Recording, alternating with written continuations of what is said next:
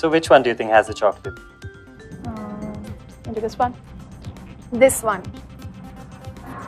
I'll choose this one. I'll choose this one.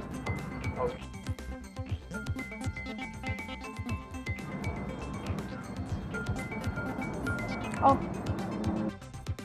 Now that there's only two, Hmm. you could either stay with your choice Okay. or switch.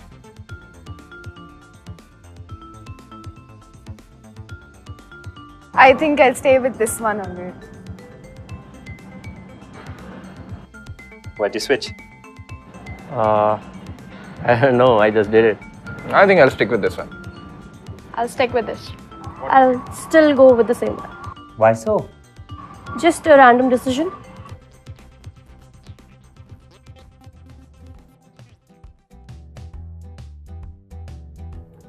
Bayes' theorem frequently produces results that are in stark contrast to our intuitive understanding.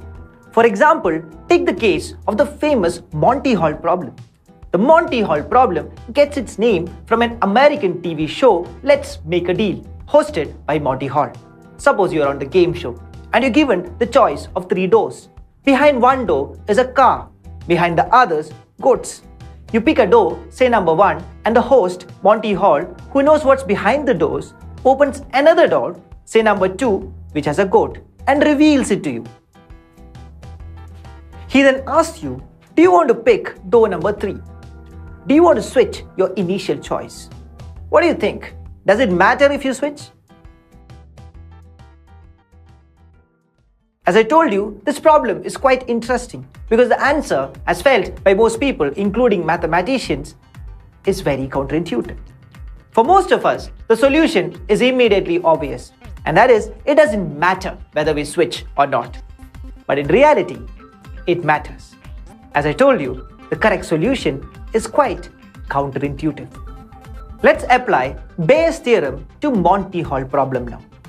If you recall, we are told that behind 3 doors, there are 2 goats and a car, all randomly placed.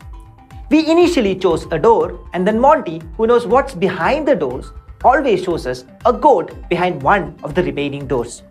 He can always do this as there are 2 goats. If you choose car initially, Monty picks up one of the 2 doors with a goat behind it at random. Assume we pick door 1, and then Monty shows us a goat behind door 2. Now let A be the event that car is behind door 1 and B be the event that Monty shows us a goat behind door 2. As you know, P of A is equal to 1 by 3 and P of B given A is the probability Monty opens door 2 given car is behind door 1, which is the door you picked. Since Monty has 2 choices of 2 goat doors to open in this scenario, the probability he opens door 2 will be 1 by 2. The tricky calculation is of P of B. Remember, we are assuming we initially chose door 1. It follows that if the car is behind door 1, Monty will show us a goat behind door 2 half the time. If the car is behind door 2, Monty will never show us a goat behind door 2. Finally, if the car is behind door 3, Monty shows us a goat behind door 2 every time. Thus, P of B will be equal to half into 1 by 3 plus 0 into 1 by 3 plus 1 into 1 by 3. That's nothing but half.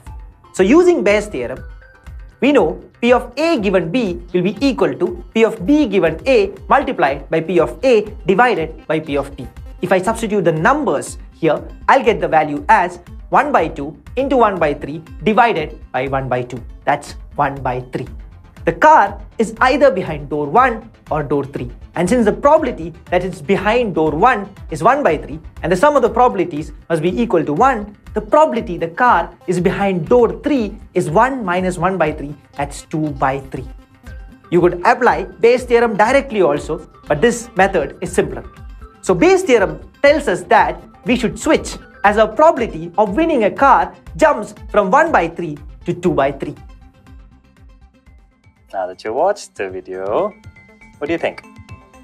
I think I'll switch to this one. I guess switching would be a better option, so I'll go with this. Yeah, I'll switch. I'll switch from this to this. I'd like to switch. I'll go to this one. Go ahead, pick it up. Okay. Oh,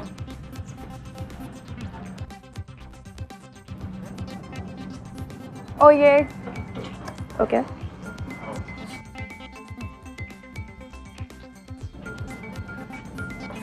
Got it.